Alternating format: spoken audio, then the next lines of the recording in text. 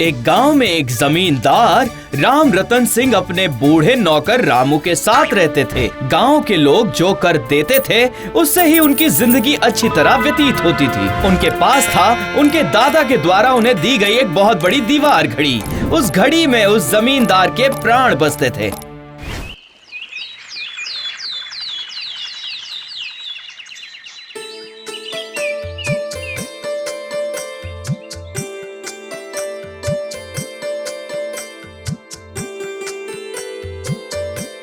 आज मुझे तुम चाय नहीं दोगे क्या? सुबह के कितने बज रहे हैं पता भी है?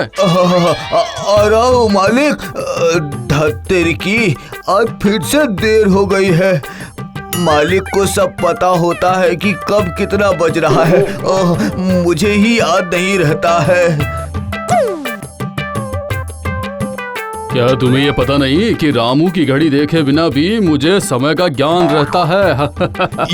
ये भला मुझे पता नहीं होगा मालिक? मैं कितने सालों से आपके साथ हूँ, है ना? ये लीजिए चाय।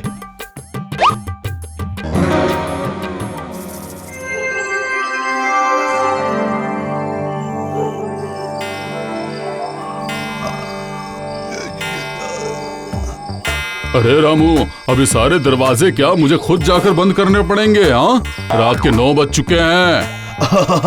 हाँ मालिक, अभी जा रहा हूँ, अभी तुरंत जा रहा हूँ। दरअसल मुझे जरा नींद आ गई थी ना, इसीलिए। मालिक तो बिना देखे ही घड़ी में कितना बज रहा है बता सकते हैं। जाता हूँ, दरवाजे बंद कर देता हूँ। दीवार घड़ी से जमींदार को बहुत ज्यादा लगाव था। वो समय पर खाते थे और सोया करते थे। इसी तरह से उनकी जिंदगी गुजर रही थी। अचानक एक दिन रात के समय कहां से? अरे ये आवाज कहां से आ रही है? अरे ये आवाज कहां से आ रही है? अरे लग रहा है कि ये तो इस घड़ी से ही आ रही है। लेकिन घड़ी से तो पहले कभी ऐसी आवाज मैंने आवाज ऐसी सुनी ही नहीं। अरे रामू, तुम सो रहे हो क्या? रामू, रामू। अरे अब क्या ये रात में मुझे सोने भी नहीं देंगे? मालिक पता नहीं क्यों मुझे आवाज दे रहे हैं। आ रहा हूँ मालिक, आ रहा हूँ। क्या हुआ मालिक? वो जो उस दीवार घड़ी से ना अजीब सी आवाज आ रही है।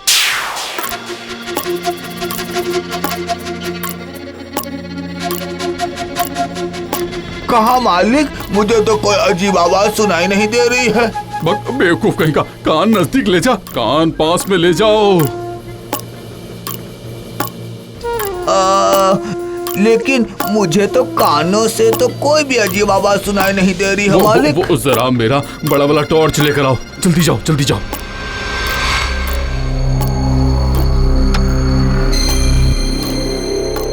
मालिक, घड़ी की दोनों सुइयां भी बिल्कुल सही चल रही हैं। अरे तो फिर क्या मुझे सुनने में दिक्कत है क्या? ठीक है।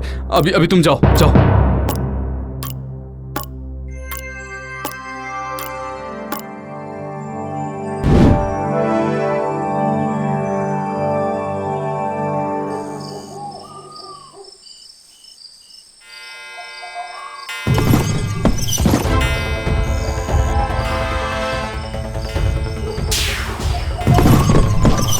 अरे वो आवाज तो फिर से सुनाई दे रही है। अरे रामू, इधर आओ। अरे रामू, जल्दी आओ। ये तो रोज रात को हो गया है। मालिक उल्टी पलटी चीजें खा लेते हैं और फिर नींद में बुरे सपने देखते रहते हैं। क्या हुआ मालिक? क्या हुआ? रामू, मुझे फिर से वही आवाजें सुनाई दे रही है। कहाँ कोई आवाज सुनाई दे रही है? आपको मैंने कितनी बार बोला है मालिक, आपकी उम्र हो चुकी है, रात के समय घी में तली हुई पूड़ियाँ खाना बंद कर दीजिए, लेकिन आप तो मेरी बात सुनते ही नहीं हैं। तुम मुझ पर इस तरह से गुस्सा मत करो, क्योंकि मैंने साफ साफ सुना है।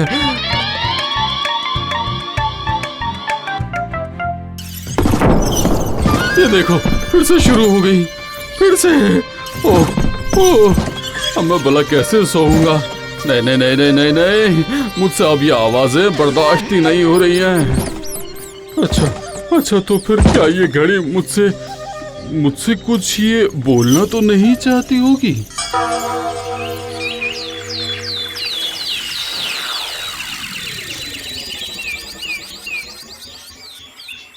उसके बाद जमींदार की दिन और रात की नींद बिल्कुल गायब ही हो गई। वो हर वक्त बस उस घड़ी के सामने खड़े रहकर उसे घूरा करते थे।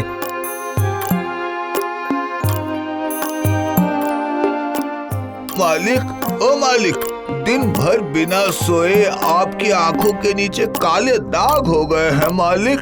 पता है रामू, ये घड़ी मेरे दादाजी की है। मुझे लग रहा है कि ये दीवार घड़ी मुझसे कुछ कहना चाहती है। ये आप क्या बोल रहे हैं मालिक? मैं सही बोल रहा हूँ। मेरा दिन अब पूरा हो चुका है। अब मैं इस संसार को छोड़कर चला जाऊंगा। ऐसी बातें मत बोलिए मालिक। तो फिर मेरा क्या होगा मालिक, बताइए। हाँ, घड़ी के पास जब भी मैं अकेले होता हूँ तभी वो आवाज़ें मुझे सुनाई देती है। हाँ, मेरे दादाजी मुझे बुला रहे हैं। मालिक, मैं एक बात बोलना चाहता हूँ। देखो देखो देखो देखो कैसी आवाजें आ रही है।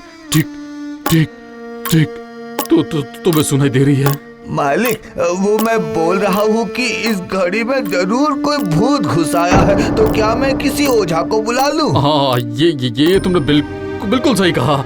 ठीक है, तुम किसी ओझा को बुला कर ले आओ जो इसे भगा भी देगा और उसे मैं 2 जमीन उपहार स्वरूप दे दूंगा। हाँ, मैं जाता हूँ और ये गांव भर में बताकर आता हूँ। जमींदार का निर्देश मिलते ही रामू ने पूरे गांव भर में प्रचार कर दिया कि जमींदार की घड़ी से जो भी भूत को भगा देगा, जमींदार उसे इनाम देगा। बहुत सारे ओझा और तांत्रिक घड़ी से भूत भगाने के लिए आए। उनके द्वारा की गई अनेक प्रकार की तरकीबें विफल हो गई। घड़ी का भूत पहले की तरह ही आवाज करने लगा और जमींदार बीमार होने लगे।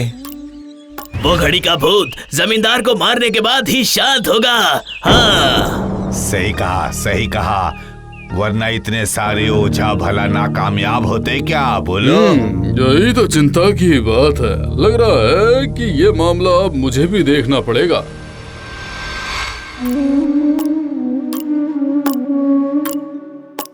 बम भोले, बताओ भूत कहाँ है? आइए। मालिक, ओझा आया है। प्रणाम महात्मन। इस घड़ी के भूत के हाथों मुझे यहाँ इस घर में भूत होने की अनुभूति हो रही है। यहाँ जरूर भूत है। आपने आखिर क्या किया है जमींदार साहब? मुझे इसे भगाने के लिए कुछ खास तप करने होंगे। तो फिर शुरू कर दीजिए ना। लेकिन उसके लिए मेरी एक शर्त है जमींदार साहब। क्या शर्त है आपकी? मैं अपनी इस प्यारी घड़ी के लिए आपकी सारी शर्तें मानने के लिए तैयार हूँ।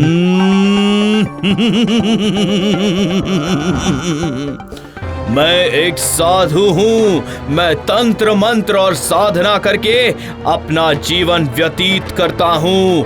मैं ये जमीन लेकर आखिर इनका क्या करूँगा? मैं ये चाहता हूँ कि आप मुझे जमीन उपहार में देने के बदले गांव वालों का अगले 2 महीने का कर माफ कर दे जमींदार साहब। तभी मेरा ये तप संपन्न होगा। ठीक है, मैं आपकी सारी शर्त मानने के लिए तैयार हूँ। आप शुरू करें। तो फिर शुरू करते हैं। आप सभी अपनी आंखें बंद करके बैठ जाइए। खबरदार, चाहे जो भी हो जाए अपनी आंखें मत खोलिएगा, वरना। नहीं, मैं अभी तुरंत अपनी आंखें बंद करता हूँ। मैं भी। ओम ह्रीम क्रीम घड़ी का भूत भाग छठ।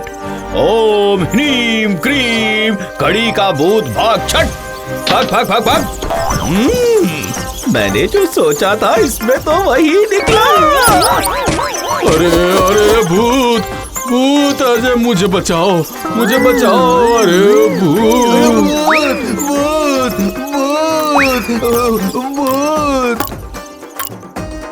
चलो, आखिरकार भूत भाग ही गया। चूहे भगाते ही घड़ी वापस से टिक टिक टिक टिक करने वाट लगी। चलो, दीवार घड़ी का ये राज आखिर मैंने खोल ही दिया और अगले महीने से हम सभी कर से भी मुक्त हो जाएंगे। उसके बाद से जमींदार साहब बिल्कुल बदल ही गए। गांव के लोगों से उन्होंने अतिरिक्त कर लेना बंद कर दिया और घड़ी के भूत का डर भी उनके दिमाग से निकल गया। अब रात के समय उन्हें अच्छी नींद आती है।